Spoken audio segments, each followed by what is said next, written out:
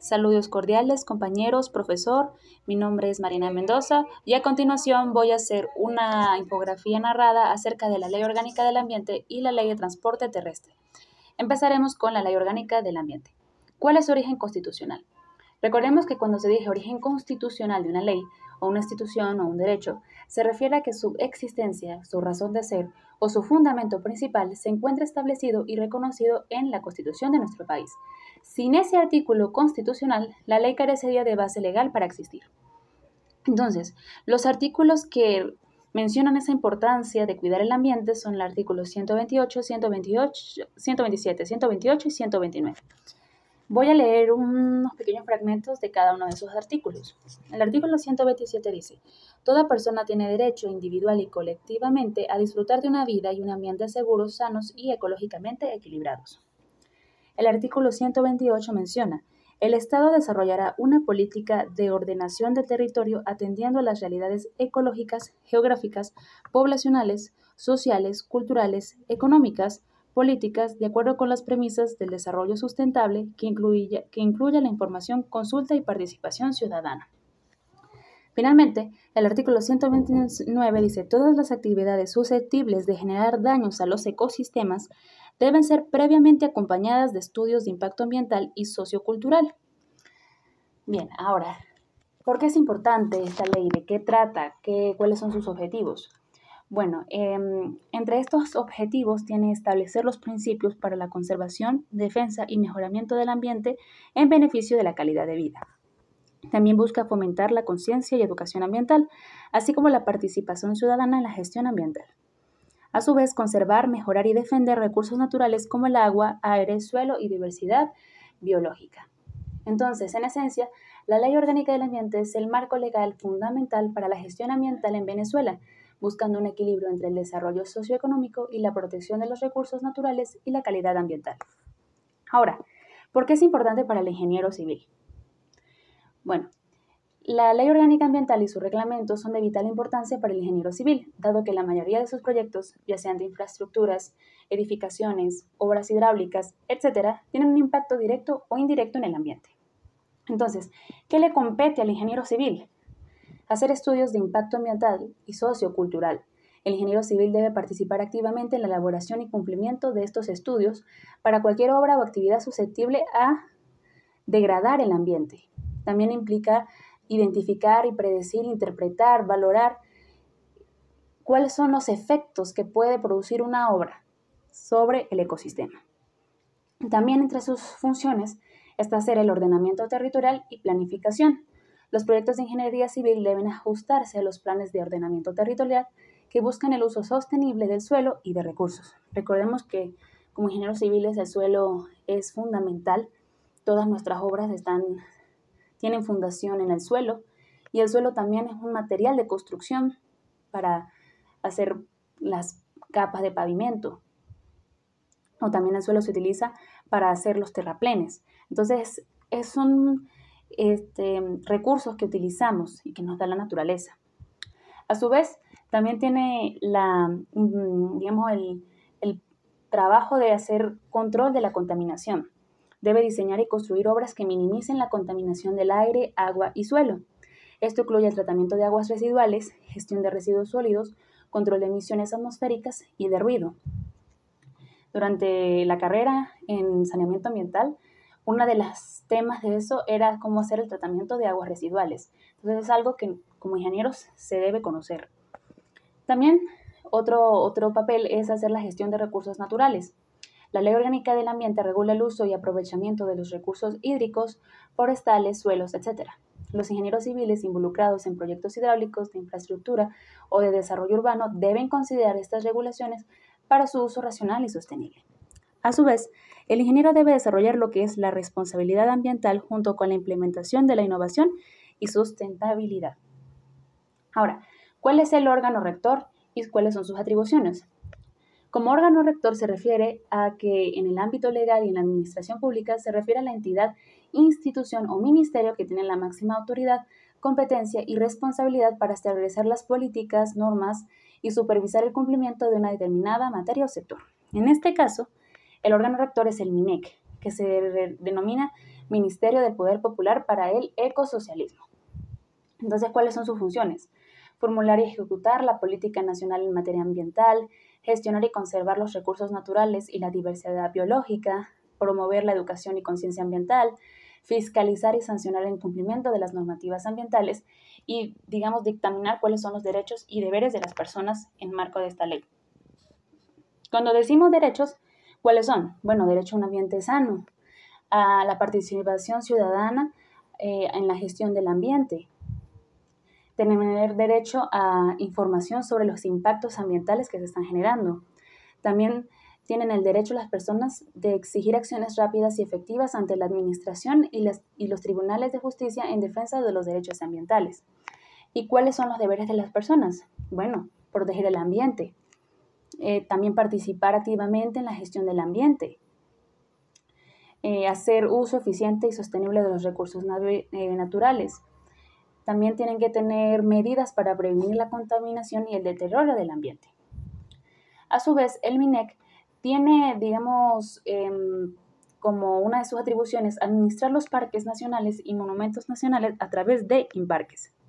¿Qué significa INPARQUES? Es el acrónimo de Instituto Nacional de Parques y su función principal es la de administración y manejo del Sistema Nacional de Parques. Digamos que los parques se pueden dividir en tres: parques nacionales, monumentos naturales y parques de recreación.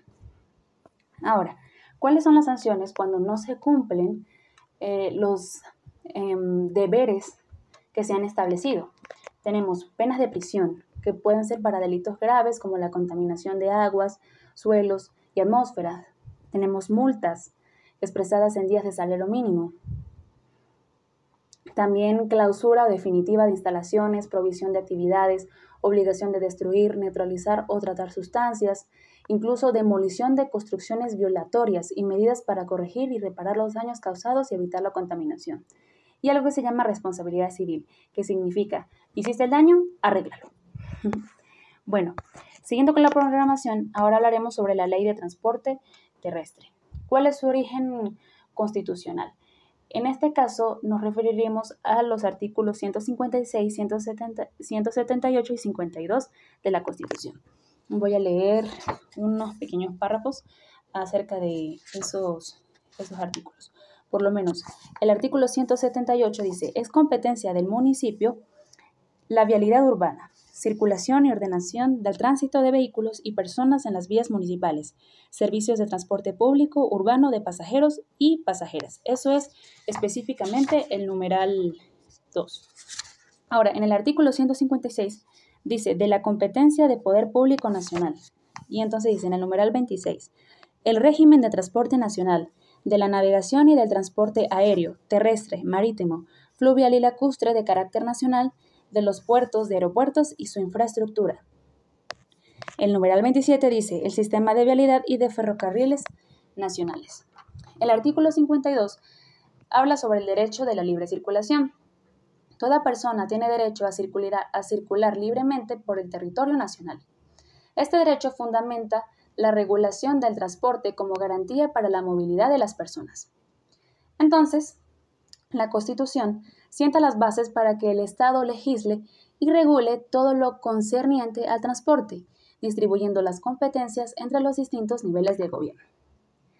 Ahora, ¿por qué es importante esta ley? ¿Cuáles son las funciones que tiene?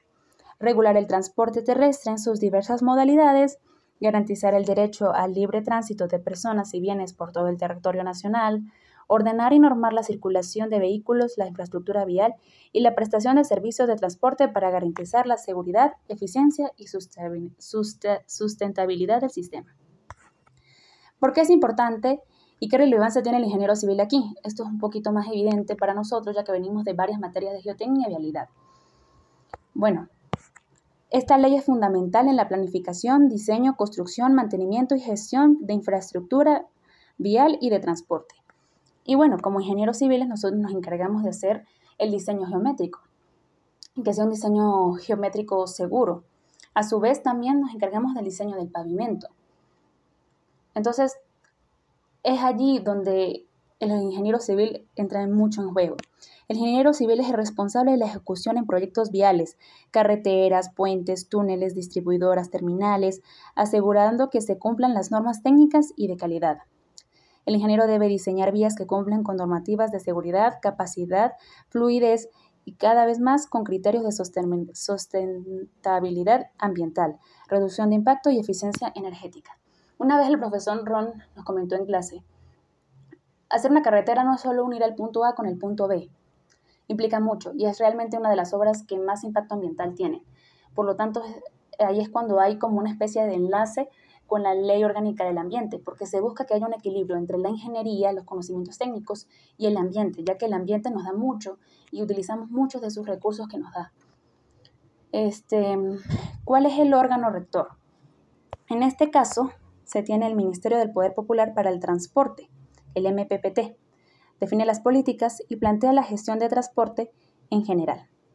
A su vez, se tiene el Instituto Nacional de Transporte Terrestre, el INTTT, que realiza la gestión operativa y técnica del transporte terrestre como trámites, servicios y control. Entre las atribuciones que tiene el ministerio es dictar y especificar cuáles son los derechos y deberes que tienen los ciudadanos. Entre los derechos se tiene el libre tránsito y el derecho a la seguridad vial.